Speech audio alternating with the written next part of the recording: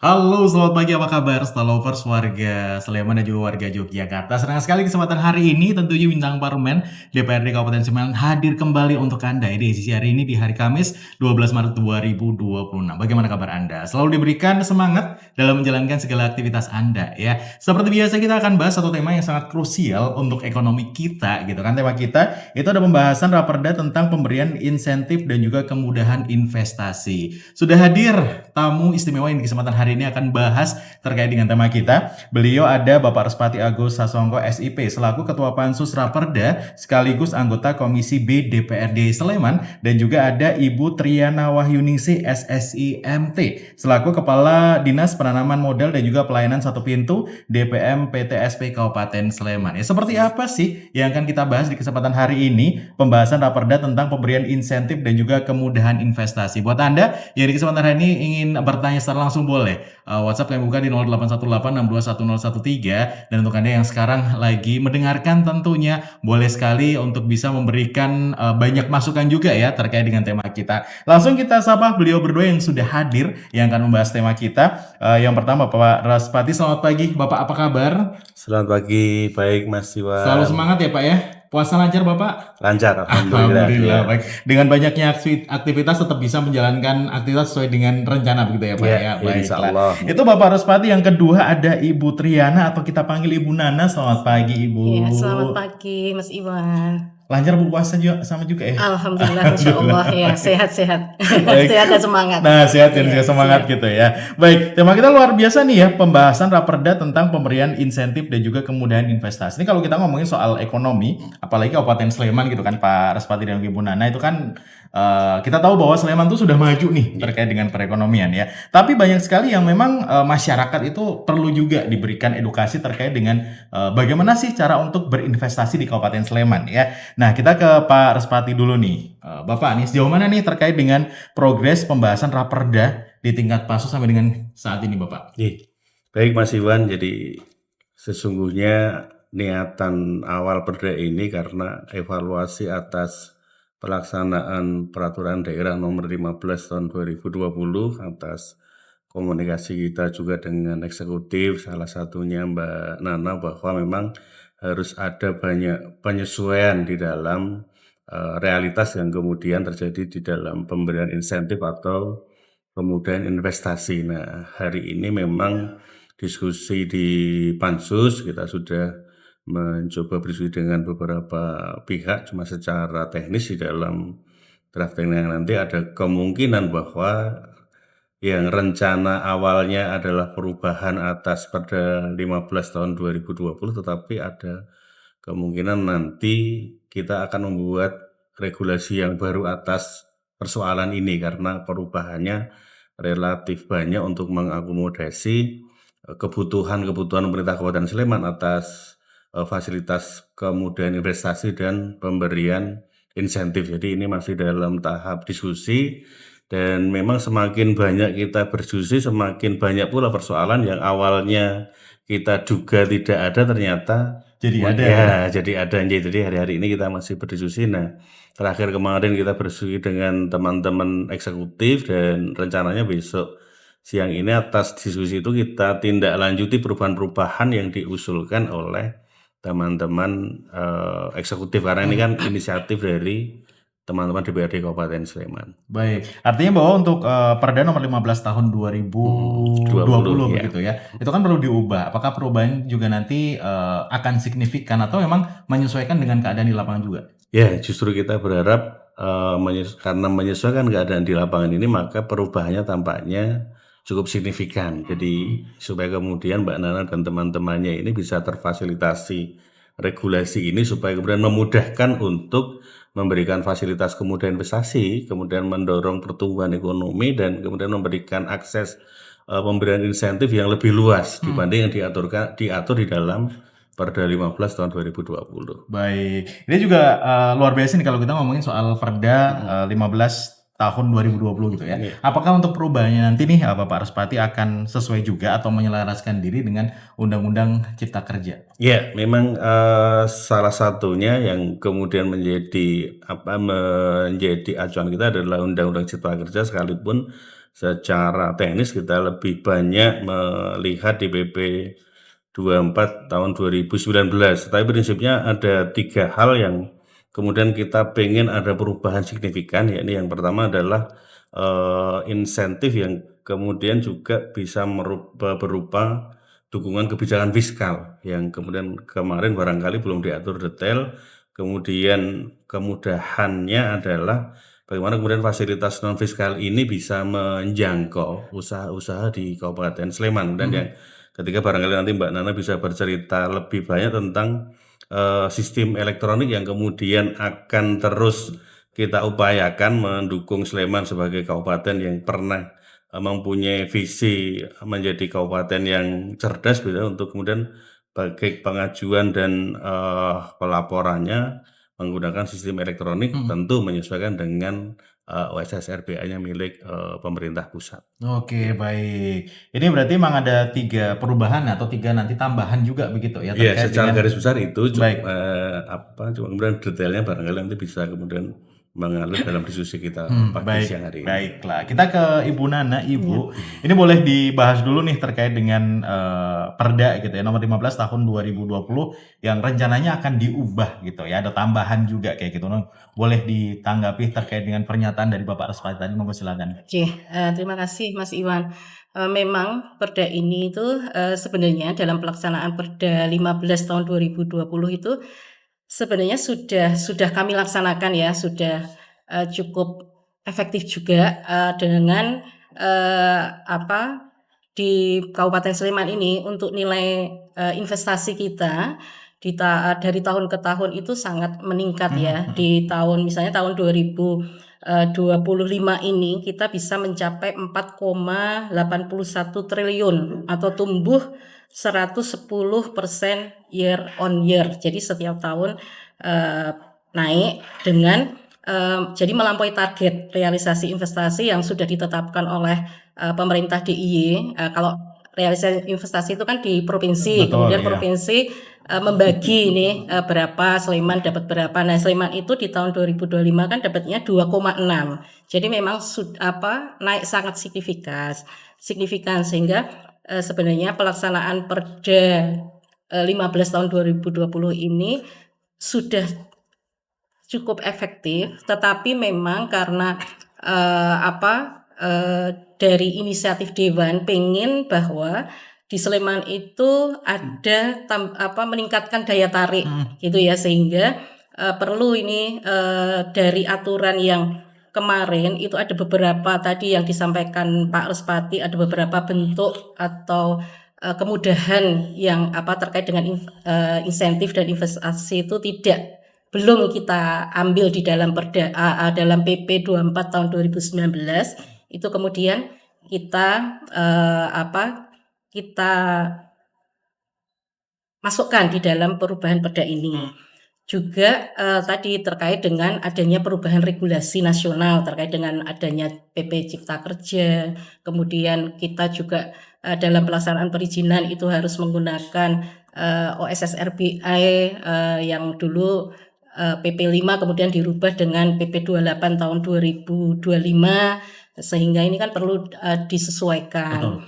Selain itu juga terkait dengan kebutuhan daerah ini, karena beberapa kan kita perlu kemarin kan di dalam Perda ini itu kita memang masih memberikan insentif itu kepada pelaku usaha yang dengan investasi yang besar gitu ya. Nah, ini sekarang kami karena di Sleman itu tumbuh UMKM yang sangat banyak. Nah, dalam Perda ini nanti kita menjangkau semua pelaku usaha untuk kita berikan insentif dan kemudahan. Baik, tidak terkecuali ya, berarti semuanya ya? Iya, semuanya, bahkan koperasi juga akan kita berikan. Baiklah, ini juga kalau kita ngomongin soal perkembangan juga di Kabupaten Sleman itu kan tadi sebelum kita masuk juga sempat ngobrol dengan Ibu Nana bahwa Sleman itu luar biasa gitu. Tadi juga sempat dijelaskan pertumbuhan itu mencapai 110% year to year gitu ya. Nah, kalau berbicara soal perkembangan investasi di Kabupaten Sleman sampai dengan saat ini tuh bagaimana Bu? Bisa dijelaskan?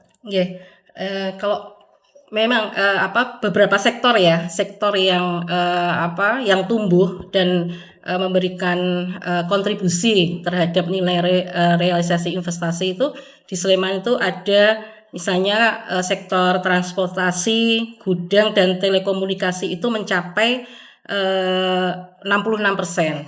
Kemudian industri itu ada 7,5%. Kemudian untuk perumahan, kawasan industri dan perkantoran itu sebesar 6,6%. Kemudian untuk perdagangan dan reparasi itu 5%. Dan ini untuk hotel dan restoran, Sleman banyak ya tumbuh hotel dan restoran, itu memang memberikan kontribusi nilai realisasi investasi itu 4,6. Dan terhadap nilai real investasi yang 4,81 triliun ini ya, kita bisa menyerap tenaga kerja sebanyak 10.706 tenaga kerja. Oke. Sehingga ini mencerminkan bahwa adanya kontribusi nyata ya di dalam perkembangan perekonomian di Kabupaten Sleman. Baik, luar biasa nih. Boleh Iya. tepuk tangan dulu nih. Iya. Oke, nah kita ke Pak Rasmat ini dengan banyaknya pertumbuhan yang ada di Kabupaten Sleman gitu kan Bapak, dengan aturan baru atau regulasi baru yang nanti bakalan diketok palu juga nih. Sebenarnya apa ya target utamanya itu kepada siapa sih Pak? Oke, ya. Jadi yang pertama sebagaimana saya sampaikan di depan tadi adalah penghilangan pembatasan besaran investasi. Ini kemudian kita menargetkan bahwa UMKM, utamanya usaha mikro dan kecil sekaligus koperasi nanti bisa lebih banyak terlibat di dalam mengakses kemudian investasi. Dan ini kemudian korelasi berikutnya adalah mereka juga punya peluang yang cukup besar untuk dapat mengakses insentif yang kemudian nanti akan diberikan oleh pemerintah daerah. Tetapi tentu saja harus ada aturan yang nanti lebih spesifik harapan kita kalau tidak diatur di Perda di Perbub, sehingga ada klaster bahwa misalnya yang usaha menengah ini batasan investasinya seperti apa, yang usaha mikro seperti apa begitu, sehingga supaya Bu Nana dan teman-teman di eksekutif tidak kewalahan melayani itu, karena kalau itu tidak dibatasi, sekalipun kita punya semangat menghilangkan batas minimal investasinya, tetapi tentu pengaturan atau kemudian nanti dibuat semacam scoring Mbak Iya, Nana yang barangkali iya kemarin sih. menjadi salah satu Iya, diskusi bobot kita. Nah, bobot. bobot investasinya yang kemudian ini mungkin diatur di dalam Perbu. Artinya komitmen kita untuk kemudian menangkap PP 7 tahun 2021 tentang UMKM dan koperasi ini kemudian di Sleman betul-betul bisa mendorong pertumbuhan UMKM menjadi lebih baik, jadi sekitar 110.000 UMKM yang di datanya teman-teman eksekutif ini nanti kalau kemudian sudah bisa dipetakan, kemudian akan tumbuh, berdaya, dan naik kelas bagaimana kemudian cita-cita UMKM di Sleman. Dan kita yakin betul kalau UMKM ini berkembang dan bertumbuh dengan baik, maka pertumbuhan ekonomi di Sleman akan menjadi lebih tinggi, dan ini yang kemudian juga akan mendorong misalnya kemudian dampak baik yang lainnya, mendorong peningkatan PAD misalnya. Kemudian kalau PAD meningkat ya harapannya kemudian ketergantungan kita dengan pemerintah pusat dengan efisiensi yang dilakukan dan pengurangan transfer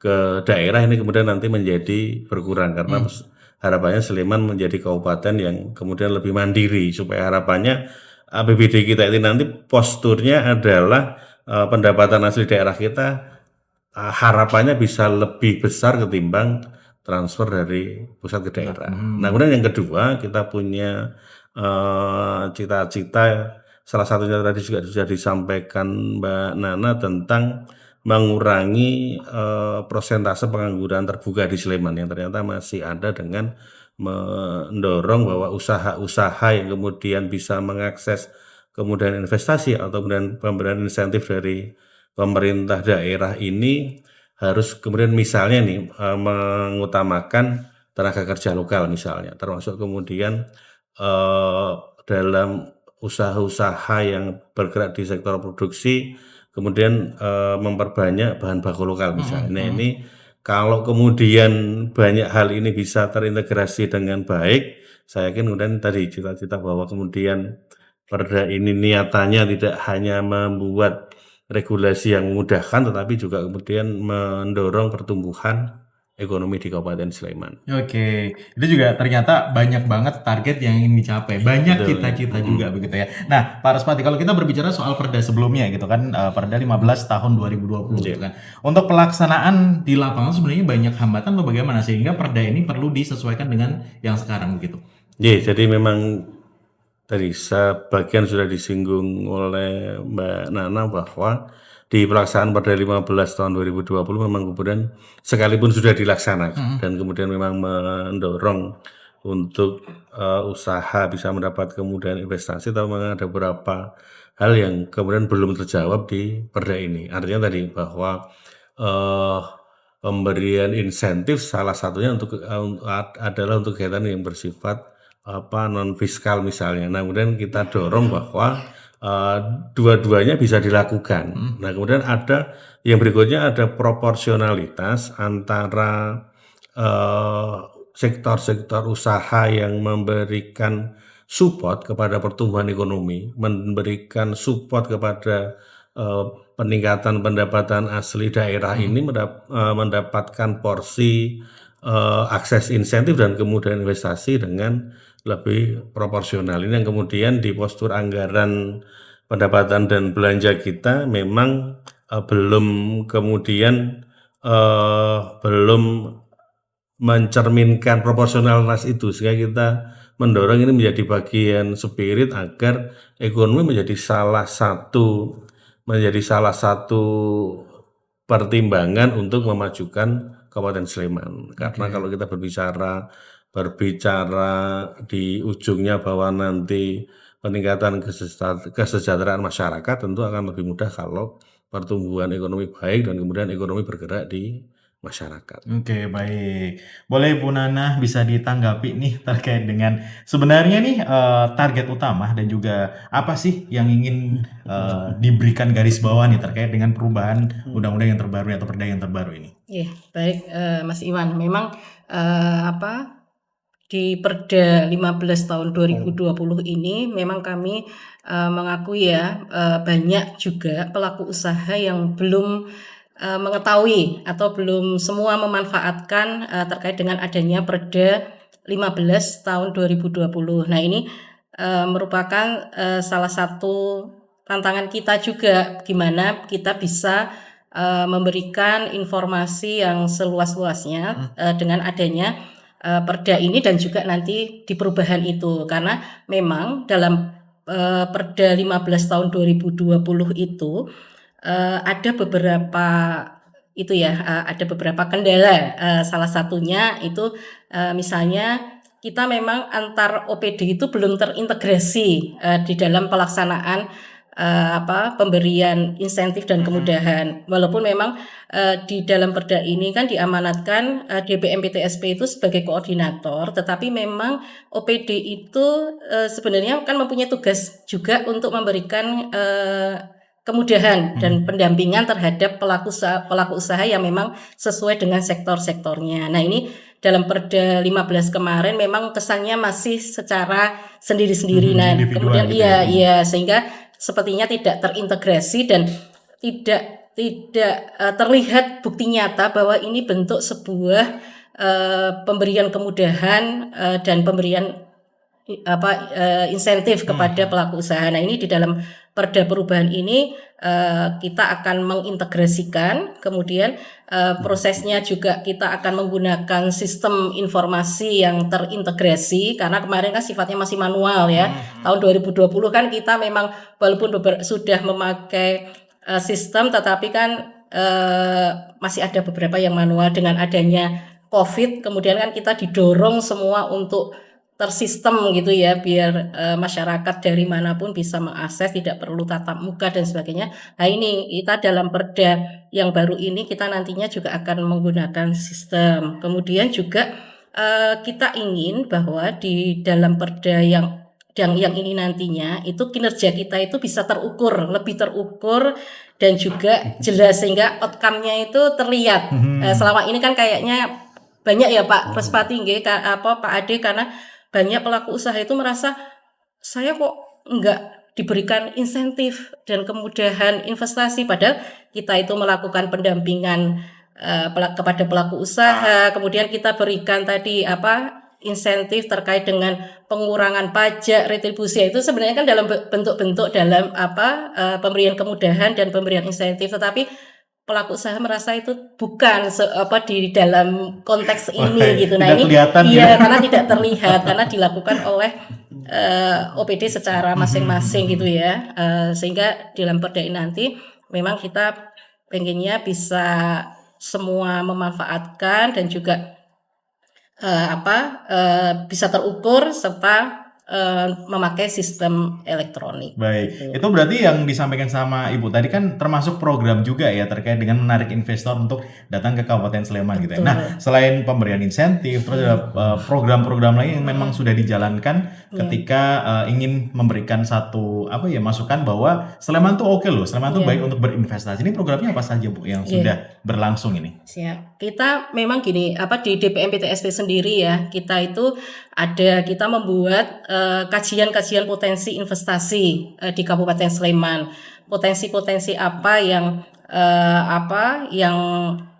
bisa kita jual, tidak hanya melulu menggunakan lahan, karena memang ya ada keterbatasan dan sebagainya.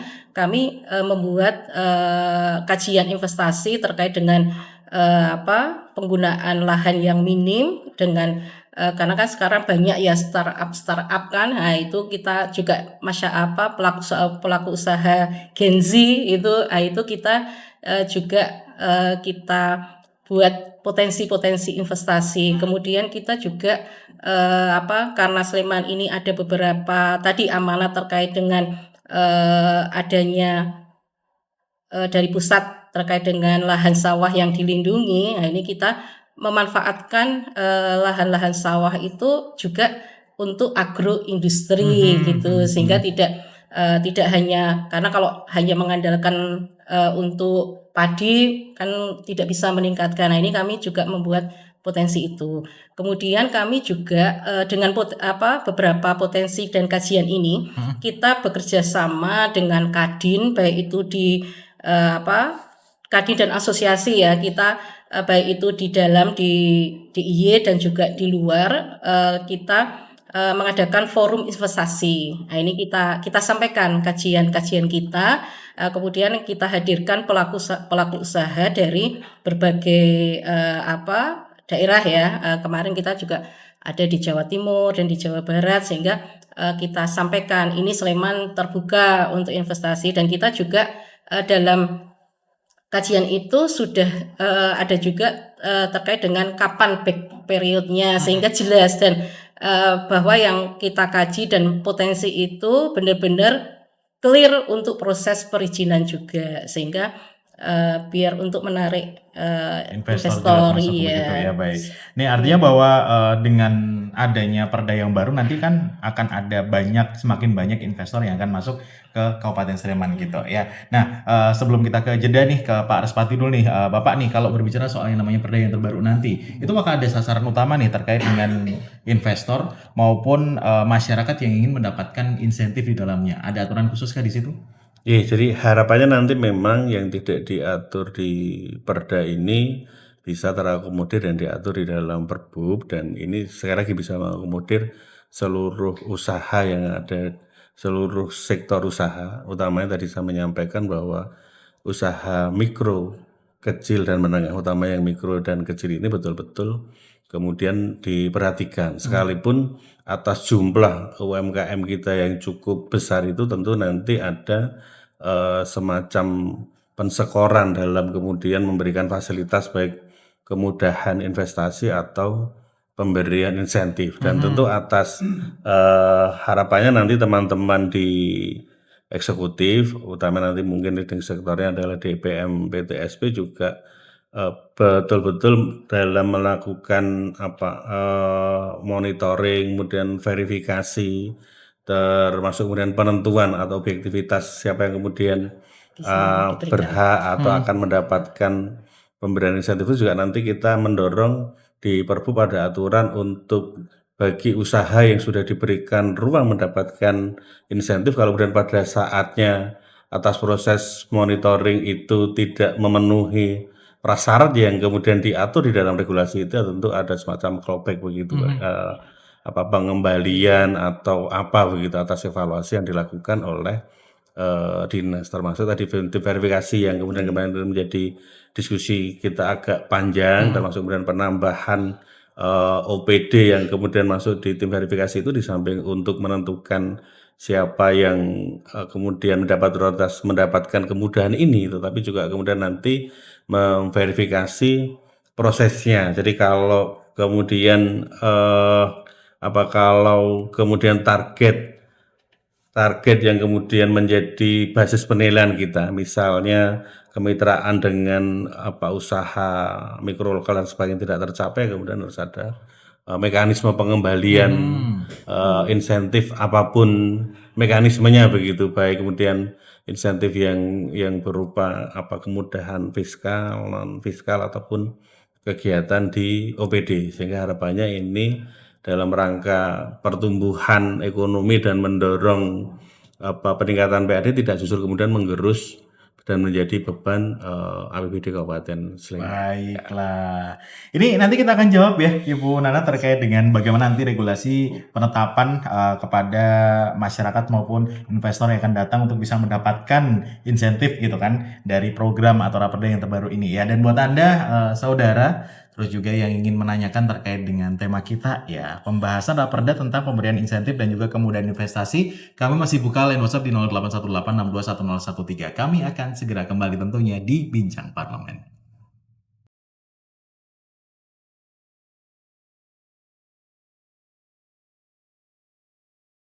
Baik, terima kasih Anda masih bersama dengan kami ya di Bincang Parlemen yang disiarkan secara langsung dari DPRD atau Gedung DPRD Kabupaten Sleman. Tema kita pembahasan raperda tentang pemberian insentif dan juga kemudahan untuk investasi di Kabupaten Sleman.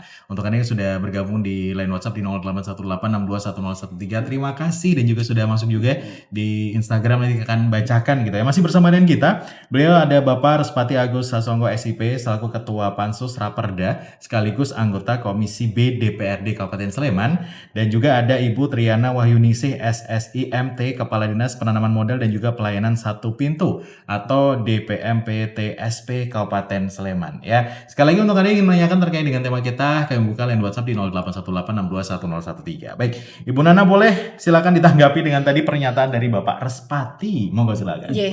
Baik, Mas Iwan. Memang tadi sektor prioritas ya, sektor prioritas yang mau kita terkait dengan pemberian insentif ini, memang di dalam perubahan perda ini nanti kita tidak hanya sektor prioritas yang sifatnya konvensional, tapi kita misalnya tidak hanya terkait dengan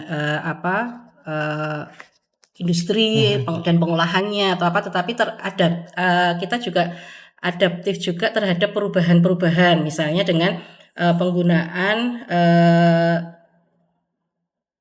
teknologi digital dan juga ekonomi energi yang terbarukan, logistik serta pertanian yang berkelanjutan yang memiliki potensi besar untuk tumbuh dan menciptakan nilai tambah tinggi. Jadi memang kemarin kan kita hanya beberapa sektor yang karena sifatnya yang konvensional, tapi ini kita sudah masuk dalam sektor-sektor yang memang tumbuh yang saat ini berkembang di masyarakat. Oke. Itu Mas Iwan terkait dengan sektor. Kemudian tadi yang terkait Pemberian insentif. Pemberian insentif itu ya. Nanti untuk siapa aja yang akan diberikan kayak gitu. Iya, Apakah siap. akan ada kemudahan ketika ada masyarakat atau investor yang akan datang ke Kabupaten Sleman? Terus juga seleksinya bagaimana nih terkait dengan investor maupun masyarakat tadi? Nggih. Sebenarnya gini, kita itu walaupun dengan adanya perda ini kemarin kan misalnya hanya investor yang dengan nilai tinggi, tetapi pelaku usaha atau investor yang nilainya tidak masuk di dalam perda ini pun kita juga memberikan kemudahan dan insentif, tetapi memang sifatnya itu misalnya hanya pemberian informasi atau kalau memang pengen menggunakan perda ini maka harus ada permohonan yang memang kemudian harus masuk di dalam kriteria-kriteria tadi. Nah, terkait dengan itu karena ada beberapa yang tidak bisa sehingga kan ini ditangkap ini oleh Bapak Dewan untuk dengan inisiatif Dewan ini untuk dirubah gitu ya sehingga kita bisa menjangkau. Kemudian dalam pelaksanaan ini kita memang berdasarkan bobot dan skor gitu ya. Nah, kita bersama tim verifikasi yang sebagai koordinatornya adalah DPM-PTSP, nanti Pak Sekda juga sekretariat daerah atau Sekda ya itu nanti jadi sebagai ketuanya sehingga dalam pemberian ini kita benar-benar melibatkan semua OPD yang terkait dengan sektor-sektor prioritas yang bisa kita berikan sehingga pada saat kita memberikan insentif ini benar-benar layak dan tepat untuk diberikan insentif dan juga kemudahan. Baik, artinya bahwa ketika nanti Raperda ini sudah bisa atau sudah digulirkan untuk masyarakat kan imbasnya ke masyarakat juga kayak gitu ya. Nih ke Pak Respat ini, bagaimana nih memastikan nih Bapak bahwa Raperda yang baru nanti itu kepentingannya bukan untuk kepentingan tertentu atau golongan tertentu saja, tapi untuk kepentingan masyarakat luas. Ya, ini yang kemudian barangkali nanti detail tidak diatur di Perda, Mas Iwan, Mbak Nana, tapi Iya, betul. ada saran mekanisme nih barangkali nanti menjadi koreksi bagi teman-teman di eksekutif. Yang pertama, koordinasi lintas OPD yang harapannya nanti kemudian yang di Perda lama belum ada adalah dikoordinir oleh sekretaris daerah. Ini harapannya nanti supaya tidak terjadi double pemberian insentif lintas OPD. Ini kalau tidak ada koordinasi kemudian tidak disampaikan secara transparan bisa jadi itu ada kemungkinan itu terjadi begitu, utamanya insentif yang non fiskal yang berupa kegiatan supaya kemudian nanti sekali lagi tidak double antar lintas OPD. Dan yang kedua, saran mekanismenya adalah ada semacam service level agreement. Jadi saya kira percepatan izin harus punya standar waktu layanan dan juga kanal pengaduan supaya kemudian semua bisa mengakses dengan mudah. Kemudian one stop facilitation. Jadi saya kira DPM-PTSP bisa memberikan pendampingan atau bantuan teknis utamanya untuk yang OSS RBA ini saya kira bagi usaha mikro dan kecil memang masih menjadi problem. Jadi untuk mendorong itu saya kira itu perlu disiapkan oleh DPM-PTSP atau kemudian nanti organisasi perangkat daerah yang kemudian diberikan mandat oleh Perda ini untuk mengatur itu. Nah, kemudian ada fasilitas sertifikasi atau standarisasi yang diprioritaskan bagi usaha mikro dan kecil utamanya yang masuk di dalam rantai pasok investasi besar, sehingga memang semangat bahwa ekonominya tumbuh dengan cepat juga bisa tercapai. Nah, kemudian yang terakhir memang ini mungkin juga nanti bagian dari integrasi sistem yang disampaikan oleh Mbak Nana tadi adalah informasi tentang akses atau kemudian kemudahan masyarakat bisa atau kemudian calon investor bisa mengakses penggunaan lahan yang kemudian diatur di dalam RDTR. Ini kan kadang-kadang menjadi persoalan, tadi juga disampaikan misalnya ada lahan sawah yang LSD misalnya, atau kemudian lahan pertanian berkelanjutan yang kemudian tentu penggunaannya relatif terbatas untuk sektor-sektor agribisnis saja misal begitu. Nah, ini saya kira menjadi penting dan ada semacam bot yang kemudian memberikan informasi itu kepada masyarakat yang bisa diakses setiap saat. Jadi dengan mekanisme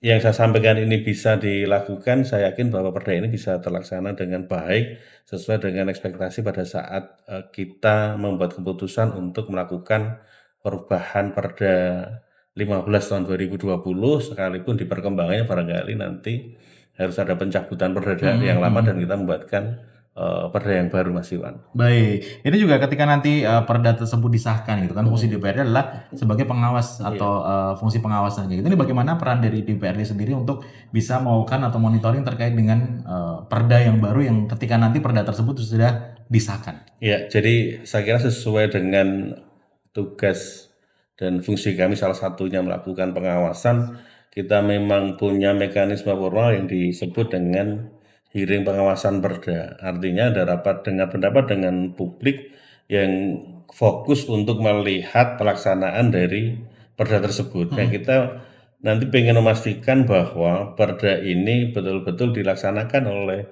eksekutif dan optimal dalam rangka public service. Nah, di samping kemudian tentu ada pengawasan-pengawasan lain yang kemudian bisa kami lakukan di luar fasilitas formal yang kita miliki tadi yang saya sampaikan, semacam hearing pengawasan perda.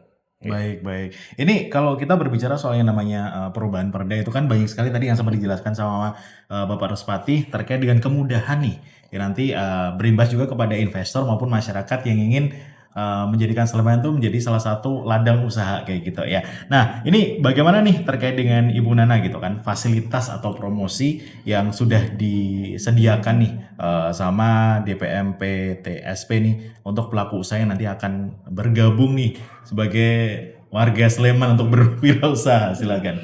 Oke, baik Mas Iwan. Jadi DPM PTSP ini memang kan termasuk garda terdepan dalam pelayanan publik ya, dan dan kami sangat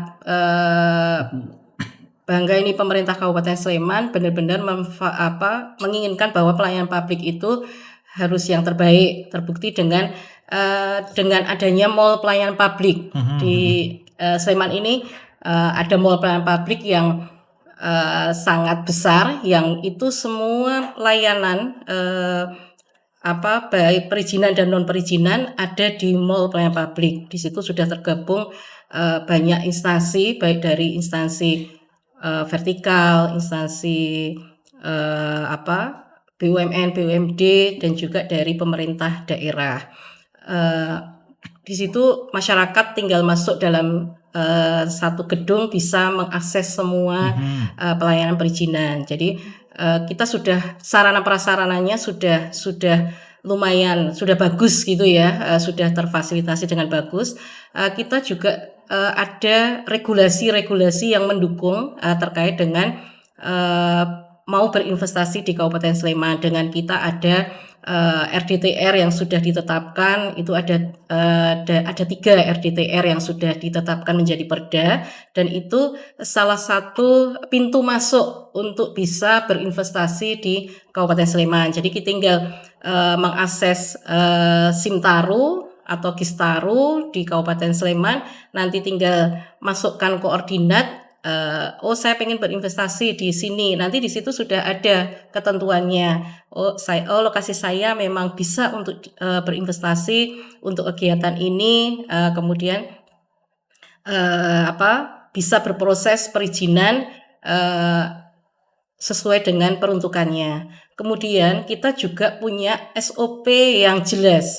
Kemarin di tahun 2025 di bulan Oktober, semua SOP pelayanan perizinan kita evaluasi semua, dan Sleman berkomitmen bahwa pelayanan perizinan ini bisa lebih cepat.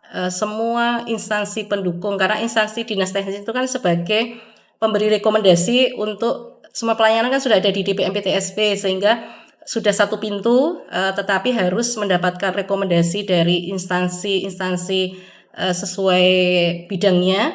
Itu kita beri SOP yang memang berkomitmen bersama untuk memberikan pelayanan.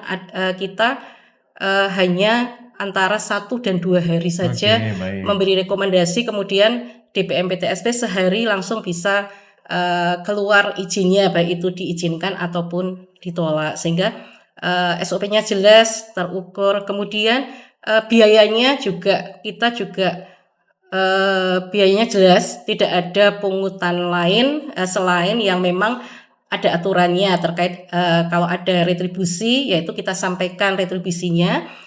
Tetapi sebagian besar tidak ada perizinan yang berbayar. Hanya satu perizinan yang berbayar itu untuk retribusi persetujuan bangunan gedung. Itu saja gitu ya, tidak ada perizinan lainnya yang berbayar sehingga kan mudah, murah, efektif, efisien dan transparan. Itu yang Baik, jadi kita memang berikan. artinya bahwa sudah diberikan banyak kemudahan juga kayak gitu. Jadi Iya. warga masyarakat maupun investor yang ingin bergabung untuk berinvestasi di Sleman itu sudah dimudahkan gitu. Kalau misalnya berkasnya lengkap, sudah sesuai dengan apa yang Persyaratkan, iya, disyaratkan, iya. udah langsung Udah bisa langsung, beroperasi iya, begitu iya. ya. Ini sudah masuk juga menanyakan terkait dengan beberapa cara nih untuk berinvestasi Sleman nih yang udah masuk di WhatsApp kita 0818621013. Halo, selamat pagi, ada Bapak Revianto ya. Mau tanya seberapa penting sih kemudahan perizinan dalam menarik investor untuk berinvestasi di Kabupaten Sleman? Ya. Kemudahan perizinan kemudahan perizinan itu sangat penting ya, karena masyarakat kan setiap berusaha harus mempunyai legalitas usaha, sehingga Sleman ya akan memberikan kemudahan untuk pelaku usaha yang memang taat dan tertib untuk melakukan proses perizinan seperti itu, sehingga ya tadi karena kita sudah jelas regulasinya, bisa diakses dari manapun, kemudian tidak perlu datang ke pintu-pintu atau ke dinas-dinas lain, cukup ke satu pintu di DPM PTSP, kita bisa memberikan informasi yang secara komprehensif gitu. Baik, jadi artinya memang perizinannya dimudahkan juga ya. Iya. Dan yang sudah masuk ada Dewa di Gamping. Nih tadi juga sempat di awal menanyakan terkait dengan pertanian nih ya, karena Kabupaten Sleman juga masuk nih di sektor ketahanan pangan juga begitu ya. Nah, investasi di sektor pertanian nih yang kalau misalnya di Sleman sudah masuk tuh yang seperti apa, Ibu? Iya. Kalau pertanian seperti apa yang sudah kita buat kajian terkait dengan potensi investasi ya, kita sudah buat kajian investasi di daerah Moyudan. Moyudan itu kan memang basisnya dengan pertanian. Itu kita ada agroindustri, ada greenhouse di sana. Sudah ada investornya. Dia juga berminat di situ. Jadi misalnya terkait dengan penanaman klengkeng, klengkeng yang besar-besar lingkung ya Pak ya, itu kita ada di Moyudan. Iya, itu sangat manis dan jadi perluas tidak di kegiatan pertanian yang ke sektor agroindustri dan juga sektor agropariwisata. Jadi tetap mempertahankan kondisi pertanian, tidak banyak merubah bentang lahan dan juga mendirikan bangunan-bangunan, tetapi tetap ada spot-spot cantik yang bisa dimanfaatkan masyarakat untuk bisa di-upload nanti di Instagram gitu ya, seperti itu. Baik, gitu. ada juga Dira di Gamping nih. Jogja kan menjadi salah satu tempat banyaknya pertumbuhan coffee shop yang ada di Asia nih. Nah, kalau di Sleman sendiri bagaimana Kak mendirikan coffee shop, nanti apakah izinnya mudah atau bagaimana? Ya. Kalau prinsip kami, izin itu pasti mudah kalau memang memenuhi aturan yang berlaku. Yang penting persyaratannya dilengkapi, kemudian lokasinya memang sesuai dengan tata ruang, dan diajukan sebelum dilakukan proses pembangunan, pasti akan cepat keluar dan murah. Karena kalau sudah dibangun untuk usaha, nanti di dalam proses tadi yang retribusi PBG itu ada memang sanksi administrasi berupa 1 kali retribusi. Jadi sehingga kan daripada karena izinnya itu sebenarnya cepat, monggo nanti sebelum akan berinvestasi di situ dicek tata ruangnya, kemudian diproses perizinannya, dan tidak dalam waktu yang lama bisa keluar proses PBG-nya dan membayarnya sesuai dengan retribusi yang hanya dibayarkan, tidak ada sanksi administrasi. Jadi mesti tidak akan mahal seperti itu. Ini juga untuk raperda yang terbaru nanti apakah proses perizinan juga masuk di situ atau memang hanya sebatas pembahasan terkait insentif saja, Bapak?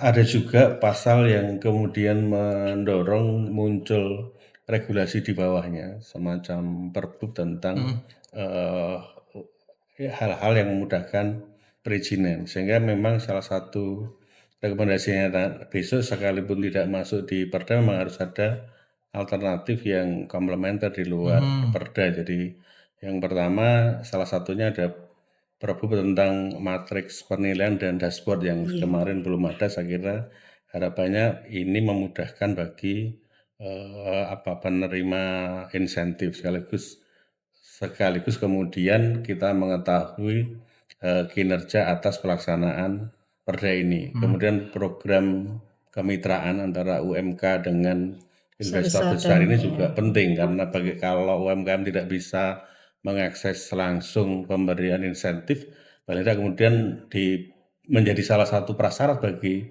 investor besar untuk membangun kemitraan dengan usaha mikro dan kecil utamanya. Nah, kemudian juga barangkali nanti sedikit perubahan atau reformasi SOP Mbak Nana untuk mengurangi fragmentasi antar OPD begitu misalnya dari sebagian sudah saya singgung di depan. Kemudian yang terakhir tentu insentif non fiskal yang berbasis layanan utamanya tadi untuk menjembatani usaha ini dengan semacam helpdesk untuk OSS RBA sebagai fasilitas untuk sertifikasi yang harapannya memudahkan semuanya sehingga kemudahan investasi dan pemberian insentif ini tidak hanya menjadi judul yang manis dari regulasi ini, tapi betul-betul manis dan dirasakan oleh usaha-usaha di Sleman, baik yang besar utamanya justru yang mikro, kecil, dan menengah, Mas Iwan ya. Baik. Ini juga terkait dengan OSS juga yang bertanya juga ini terkait dengan teknis pendampingannya bagaimana Bu? Perizinan berusaha berbasis mikro yang memang melalui perizinannya di OSS. Ya, kalau di kantor kami ya, kami membuka ada loket pendampingan terkait dengan mengakses untuk OSS. Selain itu, kami juga untuk usaha-usaha mikro kecil, kami DPMPTSP ini melakukan inovasi terkait dengan sambang-sambung NIB UMK. Kami datang langsung ke pasar-pasar di seluruh Kabupaten Sleman untuk memberikan NIB kepada pedagang-pedagang pasar, sekaligus kita bekerja sama dengan Dinas Koperasi dan UMKM serta Dinas Perdagangan dan Perindustrian untuk pemberian sertifikasi halalnya, sehingga kami langsung mendatangi pasar, kemudian di situ kita berikan NIB dan juga sertifikasi halalnya. Kemudian kami juga bekerja sama dengan Kapanewon ini di seluruh Kabupaten Sleman. Kita ada inovasi terkait dengan Mas Kliwon, melayani masyarakat keliling Kapanewon untuk Mas Kliwon, iya, melayani masyarakat keliling OSS keliling Kapanewon. Di situ kita nanti teman-teman dari Kapanewon mendatangkan para pelaku usaha mikro untuk kita berikan izin juga. Tidak hanya itu saja, tetapi di kami itu kan ada juga terkait dengan dispensasi pemberian izin PBG untuk rumah tinggal. Nah, di situ juga kalau misalnya nanti ada masyarakat di Kapanewon untuk rumah tinggalnya yang belum memiliki PBG untuk bangunan yang dibangun sebelum tahun 2015, di situ langsung bisa kita berikan perizinannya juga. Jadi tidak hanya perizinan berusaha, tetapi untuk persyaratan dasarnya pun kita dampingi, karena kan di dalam PP 28 itu setiap pelaku usaha itu memang harus memiliki NIB dan juga memenuhi persyaratan dasar. Nah, persyaratan dasar itu salah satunya ya PBG dan SLF. Nah, SLF untuk kegiatan-kegiatan usaha seperti itu. Jadi artinya bahwa semakin banyaknya investor yang masuk, dimudahkannya juga perizinannya. Itu kan berarti akan dipastikan menyerap banyak sekali tenaga kerja lokal yang di Kabupaten Sleman gitu ya. Nah, itu ke Bapak Rifil, ini bagaimana nih terkait dengan dampak investasi nanti? Apakah benar-benar nih kerja atau tenaga kerja lokal Sleman itu juga akan terangkat juga? Nah, harapannya memang begitu sehingga itu menjadi salah satu prasyarat bagi investor yang nanti akan mendapatkan kemudahan investasi. Jadi kalau itu dilakukan, saya kira yang menjadi harapan kita atas spirit atau politik hukum terbentuknya Perda ini nanti betul-betul bisa tercapai sebagaimana tadi yang disampaikan oleh Mas Iwan. Nah, cuma kemudian kami juga harus memastikan bahwa Perda ini betul-betul cepat dipahami oleh masyarakat, sehingga perlu memang ada semacam trigger begitu untuk mempercepat informasi ini sampai ke masyarakat, Mbak. Nah, ini yang barangkali nanti kita perlu mencari formulasi bareng-bareng ini. Jadi salah satunya begini, Dewan ini kan punya fasilitas penjaringan aspirasi, misalnya di masa reses kita.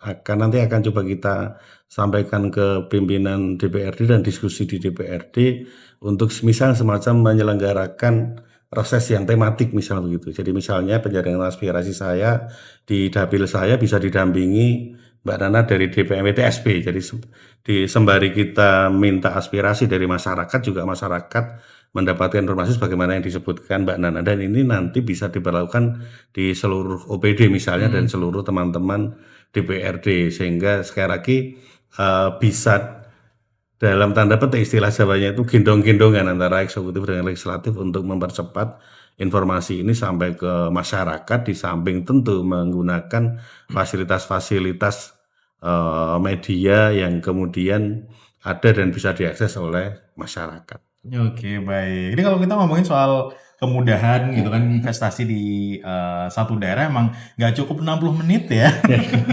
Ada yang terakhir nih, monggo silakan harapannya dari Ibu Nana dulu terkait dengan tema kita. Silakan. Siap.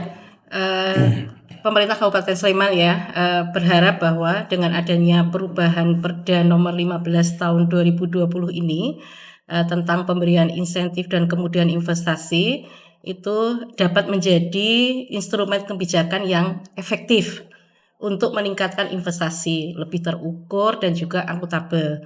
Selain itu, dengan perubahan ini juga bisa memperkuat perekonomian daerah, menciptakan lapangan kerja, serta mendukung pembangunan daerah yang berkelanjutan di Kabupaten Sleman. Baiklah, dari Bapak Araspati mau silakan.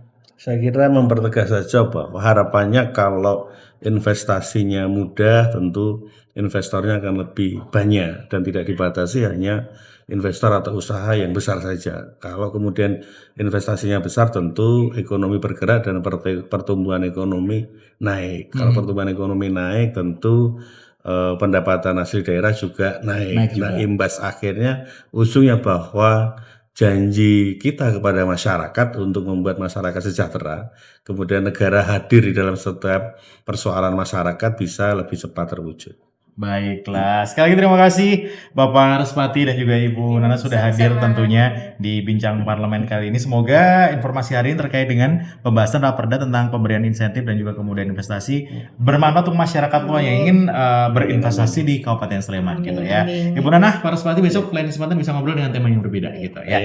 Baik, itu tadi obrolan menarik bersama dengan Bapak Araspati Agus Sasongko SIP selaku Ketua Pansus Raperda sekaligus anggota Komisi B DPRD Kabupaten Sleman, dan juga ada Ibu Triana Wahyuningsih SSIMT, Kepala Dinas Penanaman Modal dan juga Pelayanan Satu Pintu Kabupaten Sleman. Jadi buat Anda yang di kedepannya pengen berinvestasi di Kabupaten Sleman, masih terbuka luas dan juga lebar karena Raperda yang terbaru nanti akan membahas terkait dengan investasi dan juga insentif yang akan berlaku begitu ya. Sekali lagi terima kasih atas kebersamaannya. Jangan lupa untuk bisa menyaksikan obrolan menarik ini di kanal YouTube-nya DPRD Kabupaten Sleman dan juga di Radio Star FM. Saya Wanaga Setia pamit. Selamat siang. Terima kasih Bapak. Sama-sama. Iya, sama-sama. Mbak Nana Mantunwun. Sami-sami Pak Adi.